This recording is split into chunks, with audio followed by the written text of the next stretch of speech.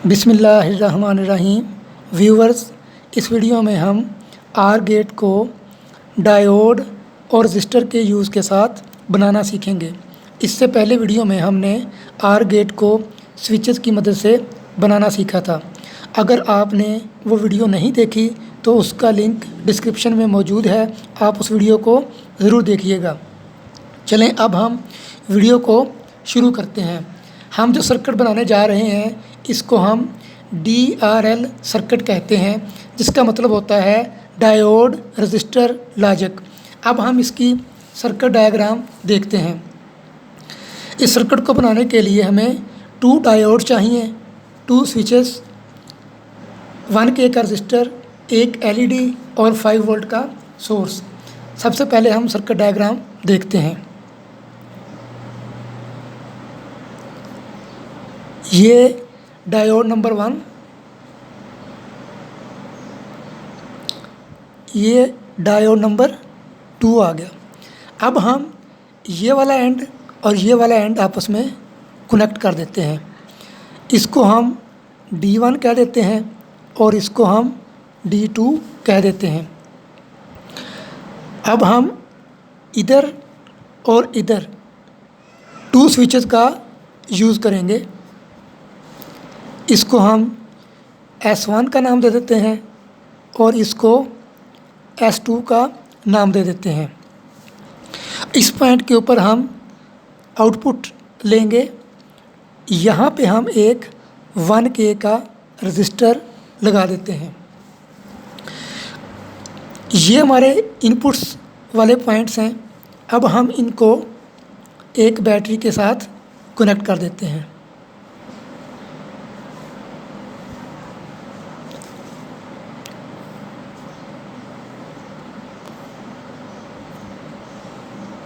Battery का ये terminal और ये टर्मिनल आपस में कनेक्ट कर देते हैं। इसके बाद हम इसको ग्राउंड कर देंगे।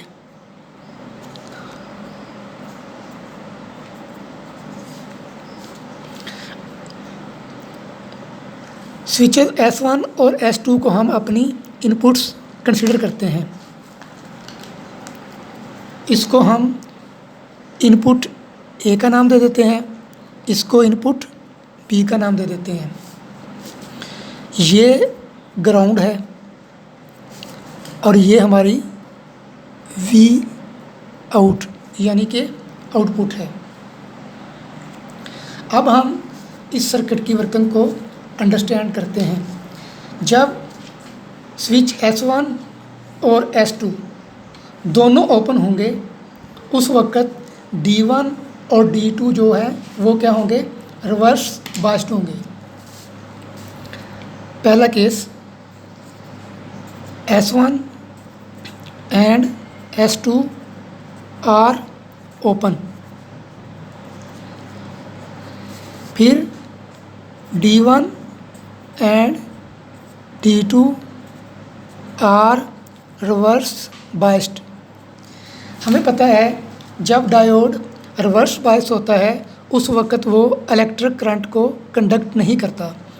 इस केस में करंट ज़ीरो होगा और इधर भी करंट ज़ीरो होगा और 1K का जो रजिस्टर हमने लगाया है इसमें से जो करंट होगा वो भी ज़ीरो होगा।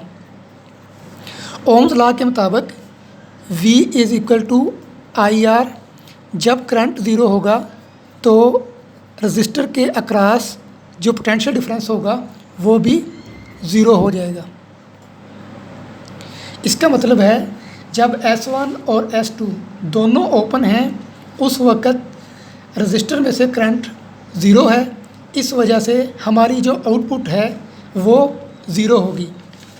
अब हम सेकंड केस देखते हैं। S1 is closed and S2 is open। अब हम S1 को क्लोज कर देते हैं और S2 को ओपन रहने देते हैं। जब S1 क्लोज होगा उस वक़्त बैटरी का पॉजिटिव टर्मिनल जो है वो डायोड के एनोड के साथ कनेक्ट हो जाएगा। और हमें पता है कि डायोड किस स्टेट में चला जाएगा, फॉरवर्ड बायस कंडीशन में चला जाएगा, क्योंकि डायोड का एनोड जो है पॉजिटिव टर्मिनल के साथ कनेक्ट हो गया है, इसलिए ये वाला डायोड कंडक्ट करना शुरू कर देगा। और इस केस में D2 जो है वो रिवर्स बायस ही रहेगा। D1 is forward bias and D2 is reverse bias. अब हमारे पास जो करंट होगा I, उसको ये पाथ मिल जाएगा, इस पाथ को फॉलो करता हुआ ये करंट इस रजिस्टर में से गुजरेगा। इस केस में हमारे पास रजिस्टर के अक्रॉस जो पोटेंशियल ड्रॉप होगा वो IR के बराबर होगा और ये हमारी आउटपुट होगी। अब हम थर्ड केस देखते हैं। थर्ड केस में S1 is open and S2 is closed।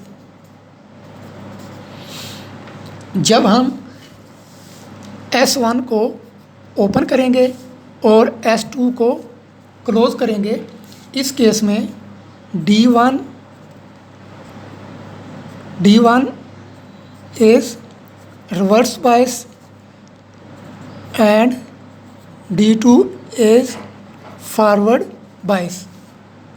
अब इस डायरेक्शन में करंट ज़ीरो हो जाएगा और अब करंट इस पाथ को फॉलो करता हुआ अगेन रजिस्टर में से पास करेगा और पोटेंशियल ड्रॉप जो होगा VR बराबर होगा IR के।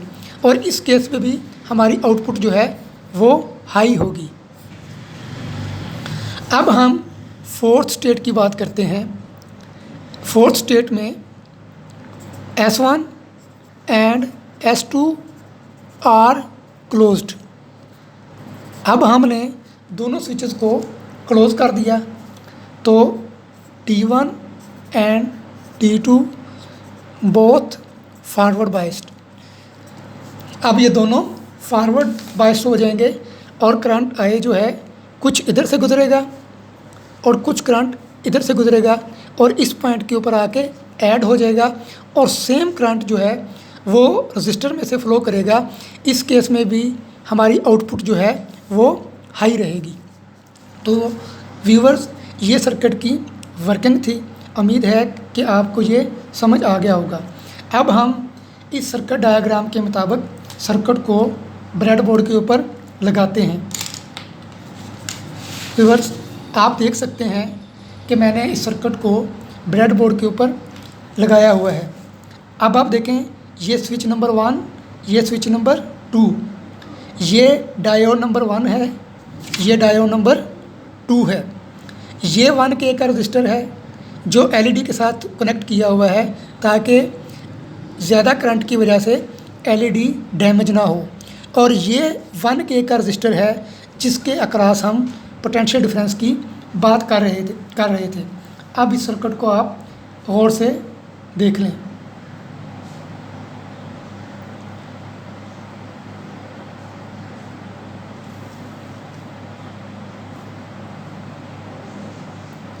इस केस में जो LED है वो ऑन स्टेट में है।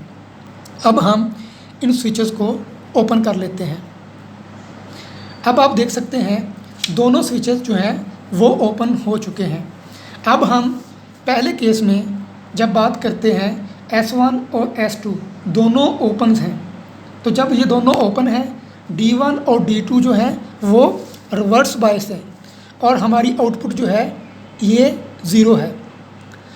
सेकंड केस में हम S1 को क्लोज़ कर देंगे और S2 को ओपन रहने देंगे। इस केस में D1 जो है ये फॉरवर्ड बायस होगा और ये वाला जो डायोड है ये रिवर्स बायस होगा। लेकिन एक डायोड जो है वो एक वक्त में कंडक्ट करेगा और करंट जो है वो रजिस्टर में से फ्लो करेगा, जिस वजह से ये LED जो है ग्लो करना शुरू कर देगी। व्यूअर्स देखें, जैसे ही हमने स्विच को प्रेस किया, ये वाला डायोड फॉरवर्ड बायस हो गया और इसने कंडक्ट करना शुरू कर दिया और इस रजिस्टर के अक्रॉस पोटेंशियल ड्रॉप हुआ, जिसकी वजह से ये एलईडी जो है ग्लो करना शुरू कर दी। अब हम थर्ड केस की बात करते हैं। अब हम S1 को ओपन कर देते हैं और S2 को क्लोज़ कर देते हैं। जैसे ही हमने S2 को क्लोज़ किया तो ये वाला डायोड जो है D2 इसने कंडक्ट करना शुरू कर दिया और ये फॉरवर्ड बायस हो गया और ये वाला डायोड जो है ये रिवर्स बायस हो गया। अब इस पाथ को फॉलो करता हुआ करंट इस रजिस्टर में से गुजरेगा, जिस वजह से यहाँ पे पोटेंशियल ड्रॉप होगा और ये वाला जो एलईडी है ऑन होना शुरू हो जाएगा। अब हम फोर्थ केस में दोनों स्विचेस को क्लोज़ कर देते हैं। व्यूअर्स देखें, अब हमने दोनों स्विचेस को क्लोज़ कर दिया है और ये दोनों डायोड जो हैं एट ए टाइम कंडक्ट कर रहे हैं। कुछ करंट इस डायोड में से गुजर रहा है और कुछ करंट इधर से गुजर रहा है और वो इस पॉइंट के ऊपर आके ऐड हो गए और सेम करंट जो है वो इस रजिस्टर में से गुजर रहा है, जिसकी वजह से यहाँ पे पोटेंशियल ड्रॉप होता है और उसी पोटेंशियल ड्रॉप की वजह से ये एलईडी ग्लो करती है। व्यूअर्स, उम्मीद करता हूँ आपको ये वीडियो पसंद आई होगी। इस वीडियो को लाइक करें, शेयर करें और अपने फ्रेंड्स के साथ शेयर करें ताकि मैं इस तरह की वीडियो आपके लिए बनाता रहूं। शुक्रिया।